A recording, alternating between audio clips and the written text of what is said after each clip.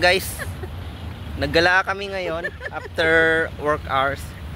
Kasama ko si Ma'am Joy tsaka si Ma'am Grace. Kaso ang problema, nagkaligaw-ligaw kami. Hindi tayo naligaw, nagkamali tayo ng sinakyan. Ay, mali pala yung sinakyan namin. Kaya ito, kulukoy na kami ngayon. Kulukoy kami. Nandito kami sa loob ng Pilin Base. Dito tayo tatawid.